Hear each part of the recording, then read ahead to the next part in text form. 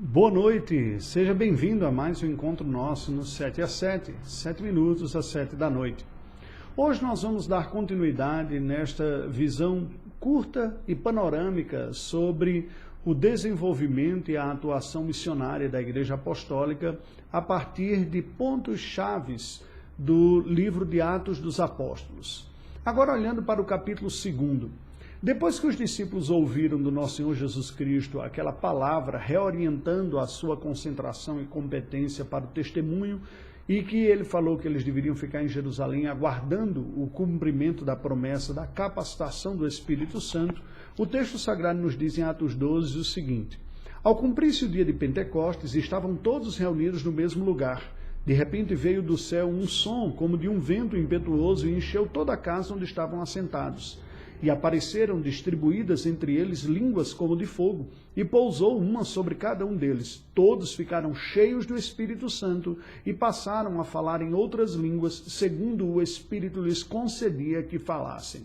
O texto sagrado nos diz claramente que o cumprimento daquela promessa de Jesus, da capacitação do Espírito Santo, se deu no chamado dia de Pentecostes, uma das festas judaicas, e que a lei de Moisés dizia que os judeus deveriam se dirigir a Jerusalém para celebrar esta festa judaico que é cívico-religiosa. O que é a festa de Pentecostes? Como o próprio nome diz, Pentecostes vem de Penta, 5, no caso 50 aqui, não é? Na língua grega, 5. É uma festa que se dá no 50º, portanto, 50 dias depois da festa da Páscoa, quando ocorre precisamente as primeiras colheitas. Está relacionada à festa das primícias, da abertura àquela celebração. Esta festa era uma festa que tinha conotação civil, evidentemente, para a manutenção das pessoas, a primeira colheita, não é?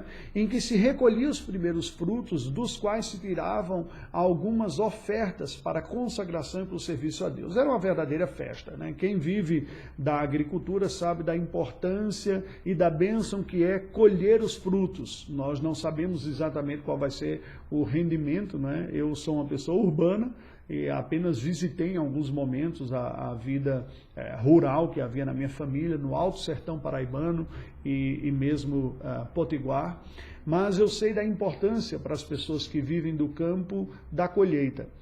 Esta festa foi ordenada na lei de Moisés para que as pessoas se lembrassem que a provisão vinha de Deus. Deus era o sustentador, Ele dá a chuva, Ele dá o mantimento, Ele dá o alimento, Ele faz a terra produzir. Diferente dos deuses pagãos, o Baal e Asterote, que eram deuses da fertilidade, e muitas outras divindades falsas adoradas pelo mundo afora, que tem uma vocação mais específica de produzir, de gerar frutos. Deus é o Senhor soberano sobre todas as áreas da vida, sobre cada aspecto da vida, e é o Senhor produtor, né? Provedor, cuidador, mas também redentor, salvador, legislador, orientador, moral. Tudo está debaixo da gerência e da competência de Deus. Não é à toa que o cumprimento da promessa do Espírito Santo se deu na festa das colheitas iniciais. Veja que a Bíblia nos diz que foi neste dia que o Espírito Santo foi derramado sobre a igreja, foi dada graça, capacitação. E imediatamente o sinal que veio acompanhado foi a capacitação linguística. A palavra de Deus nos diz claramente que todos ficaram cheios do Espírito Santo e passaram a falar em outras línguas, segundo o Espírito lhes concediam que falassem. Eram galileus na sua maioria, como Pedro mesmo vai explicar depois. Ele diz: estes galileus e estão aqui não embriagados, mas falando pelo Espírito Santo. Olha como o texto continua. Ora, estavam habitando em Jerusalém judeus, homens piedosos, vindos de todas as nações debaixo do céu. Uma hipérbole, evidentemente, por ocasião da festa de Pentecostes, eles estavam vindo de várias partes do mundo, muitas partes do mundo, para Jerusalém. Quando, pois, se fez ouvir aquela voz, afluiu uma multidão que se possuía de perplexidade, perguntando cada um porquanto cada um os ouvia falar na sua própria língua. Estavam, pois, atônitos e se admiravam, dizendo: vede, não são porventura galileus todos estes que aí estão falando? E como os ouvimos falar, cada um em nossa própria língua materna? Somos partos, medos, elamitas e os naturais da Mesopotâmia, Judeia, Capadócia, Ponto e Ásia, da Frígia, da Panfilha, do Egito e das regiões da Líbia, das imediações de Cirene e romanos que aqui residem, tanto judeus como prosélitos, cretenses e arábios. Como os ouvimos falar em nossas próprias línguas as grandezas de Deus? Todos atônitos e perplexos interpelavam uns aos outros: que quer isto dizer? O texto sagrado nos deixa aqui muito claro que, imediatamente após o cumprimento desta promessa, inaugurando esta geração, este momento, essa dispensação, que é a igreja neotestamentária, o Espírito Santo é derramado sobre a nova aliança numa medida superior do que vinha sobre o povo da antiga aliança.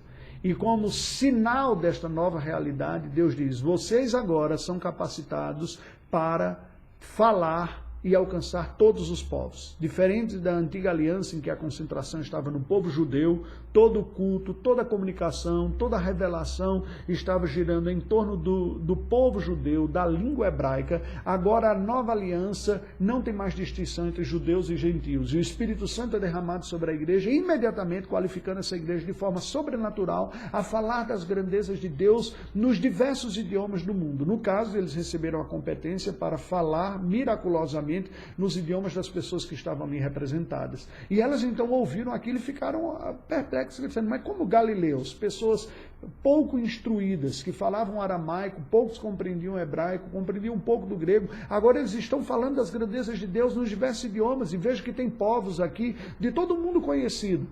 Da Europa, da região sudeste da Europa, a região dos Balcãs gregos, né, povos da região da Turquia, da Ásia Menor, do norte da África, romanos, da Arábia Saudita e até mesmo da região do que hoje seria o Irã, da Pérsia. Todos eles estavam vindo. Qual é o recado de Deus para nós? O Espírito Santo é dado sobre a igreja, é dado à igreja e capacita o povo da nova aliança para dar testemunho universal do Senhor. Assim como Cristo havia dito: sereis minhas testemunhas tanto em Jerusalém, Judeia e até os confins da terra, vocês, a igreja do Senhor, nós somos capacitados pelo Espírito Santo para fazer essa obra. Não podemos ser tímidos, não podemos ter uma visão menor do que aquela que Deus tem para nós. Embora esse evento seja histórico, seja um momento inaugural, e por isso ocorreu essa manifestação sobrenatural, ela aponta para uma realidade missional e missionária constante na vida da igreja, que é o testemunho universal do Evangelho de Cristo Jesus. Vamos orar ao Senhor.